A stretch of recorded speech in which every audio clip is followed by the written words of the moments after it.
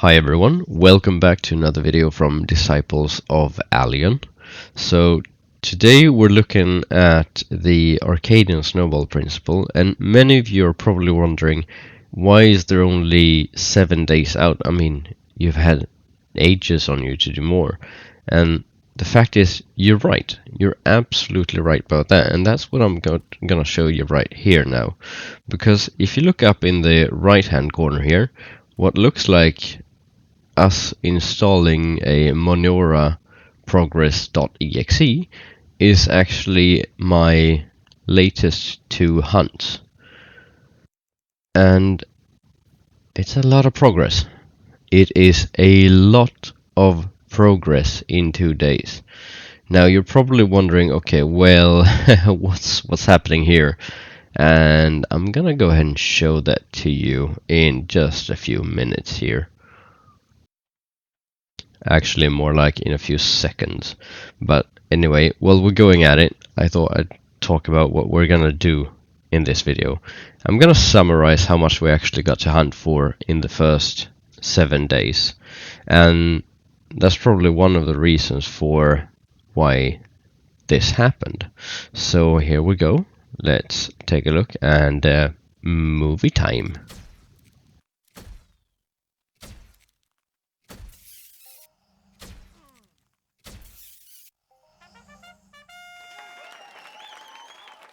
Right. So, as you can see, that was a 76.42 PED global. Now, that's pretty huge. And I'm not gonna lie, that was not day 8, just so you know. But it was, and I'm actually gonna spoil this now, because I don't believe anyone will guess that. It is on day 17, and the reason why I'm saying this is because I'm gonna revamp the rules a little bit for all of you guys who are consistently commenting, because I want to make sure that you actually get some part of this loot. And to make sure that happens, we're gonna go ahead and do it like this.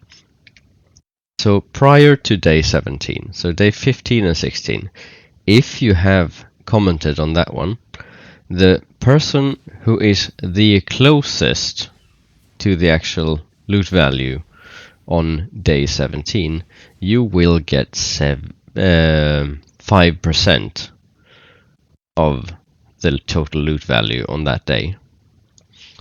So if you're active on the 2 prior videos and you guess on this one as well on the 17th day, then you will get 5% of the loot if you're the one who is closest. So yeah, that's the little mini change to that rule, just to celebrate our first global together. So mind you, that was a spoiler as well. Day 17. I'm terribly sorry for the voice, guys. I've been I've had a case of the COVIDs now, unfortunately. Managed to get through the pandemic, but now I got caught. So anyway, if we look at how much we actually hunted for, we have day 1, obviously, was 2 PED. So 2 PED, and then day 2 we had 3.67. So on day 2 we had hunted for 5.67 total. Day 3 we got 5.47. Now that is 11.14 PED total on day 3. So we had spent 11.14 then. Day 4 we had 5.74, and then by then we had spent 16.88 PED on 4 days of hunting. Now day 5 we resulted in 9.09 PED, and that meant that we had spent after that hunt 25.97 during those 5 days. Now day 6 we ended up having 12.67 to hunt for, and thus we had spent 38.64 PED total. And on day 7 we had 13.95 ped to hunt for, and that resulted in us having hunted for the first week for a total of 52.59 ped. And that's without any globals. Now, do keep this in mind. If you were to sweat enough to get 52 ped to spend, how much wouldn't you have to stand at Boreas? Just saying. So this is one of the many pros of doing this method for you as a new player. Anyway, we're gonna take a look at another thing that I am very keen to share with you guys here in this video. And that is one of the reasons why I decided to lower the brightness of the game when I'm running the Arkadian Moon daily, because one of the things that one of my commenters here actually did bring up, Mr. Joe Wall, it was. He said, "How do you cope with the decay of the weapon?" And that's one of the reasons why I'm using the Barbarella that you get from the web shop, because it has such tremendously low decay. So you can go for about 100 ped hunt without having to repair it. And that's quite immense, considering Bukin requires a full repair after like 50 ped hunt. If I'm not mistaken. Gotta check that later. Anyway, what I do is I run around and I pick up fruits while I'm hunting. And you've seen me do this in the previous videos. I find stones and fruit every now and then when I'm hunting, and that usually pays for my decay. So that is one way to pay for the decay. The second way to approach the decay situation is to go ahead and sweat some menorahs. And that's actually a rather good idea, because you're gonna get defensive skills, and while you're at it, you might as well keep saved like a half a ped or a ped to finish them off if you want. Or you can just drown them in the water. That works as well. And yeah, when we're on that subject, we're going to take a look here at my little friend Ruby here. Who's doing something great for me in a second. I believe it's now. It's supposed to pop up. Yeah, as you see, the courage just popped up. And this is one of the teeny tiny secrets about pet taming that you probably aren't aware of until you start taming it. And even then, you might miss it, because you're usually in action and hunting and stuff when you have a pet out. But as you can see, I'm getting some defensive skills while just running with my pet out. Now, do tell me that that's not a OP thing, just to get courage like that. And yeah. But do keep in mind that you probably want a half decent pet to level up while you're doing this. So maybe a ruby cannon or something, just so you are actually getting some worth out of your leveling of the pet. Because the ruby cannon's got a speed boost that you can sell to players, and the ruby chirin that I have here, he's got a 15% taming skill boost whenever I reach level 15 with him. So, and yeah, at level 7 I can take him to other planets, which is why it took a while before I got back here. And that was before I started this series, by the way, so I've been consistently on Arcadia since I returned from Cali. Oh, and I also forgot to mention that one of the reasons why I turned down the brightness is because if you do find a paplon or anything on the ground, it really pops. And I'm gonna show you that in a separate video after we're done with this one. So you can skip to that chapter, which is gonna be like the demonstration, we'll call it, and you can see it there how it looks with and without the brightness lowered or heightened.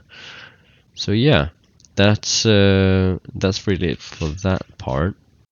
And for the coming parts, I'm gonna go ahead and try to focus a little bit more on what kind of markup items we do find, just so you get a grip of the manure loot tables. And that's really just a bonus, because I'm still gonna keep on doing what I'm doing. I'm gonna keep on just hunting and selling, and that's really it. So when we look at it this way, the coming week, I'm gonna go ahead and try to get more frequent content out for you guys, since I want you guys to have something to watch, basically. And let's go ahead and just clarify the rules for that global video, because I don't want anyone to miss on that. So first and foremost, the 2 days prior to the global video, or the 2 videos prior to day 17's hunt, so day 15 and day 16, you must have commented on what you think the loot is on the respective days. And if you're the closest one that guess on number 17's hunt, then you will receive 5% of the loot value. So basically, if you're the closest one on the release of day 17's hunt, then you'll get 5% of the loot value. And if you do manage to get the spot on guess somehow, then you'll also get the 10%, of course. So that would be total 15%. If you get the exact amount of the hunt and that you are obviously then the closest one. So yeah, that seems fair. Now, going forward from this, I want to keep doing these videos because they are really fun. Not gonna lie. It's fun to see the actual snowball grow, and it's fun to see you guys coming back and commenting. And I want to make sure that all of you guys who are frequently coming back, I want you to be rewarded for it. Not just that you get a chance of winning, because it's a small chance, let's face it. So after the day 17 global, we're gonna revamp the rules even further. And here's what's gonna happen. So if you are active and you consistently comment, then congratulations, you're per automatics in this kind of loyalty system. Because from day 17 moving forward, if there is a global on this series, then if you have guessed on the loot on the 3 videos prior to that one, so the 3 videos before the global hits, then if you are the closest one to the loot value, you get 5% of the loot. And if you're spot on, you obviously get 10% plus 5%. So if you are 4 people who have consistently been commenting and guessing, then it's the person who is the closest to the actual result value of the global hunt that gets the 5%. So yeah, that's really it, and I'm gonna write that down, and it's gonna be the written rules are the ones that are valid. So just double check that. And if you have any questions, just go ahead and pop it down in the comments. And yeah, that's it for this one, I believe. Oh no, because when we get back here, I usually go on and I take a repair from my own wallet, because I don't want you guys to lose out on any ped. So here we go, just one ped repair, and as you can see, the Barbarella is great for that, since it's only 86 ped repair. And then we put it back to 0. And yeah, here's the example of the fruit when there is different lighting. Now, if you look at this, you can see that the top one and the bottom one have different lightning to it. And the top one is darker and the bottom one is lighter. So it's clearly more visible on the top one, according to me anyway. And well, I hope you have use of that information. And I'll see you in the next video. So you guys take care now. Bye.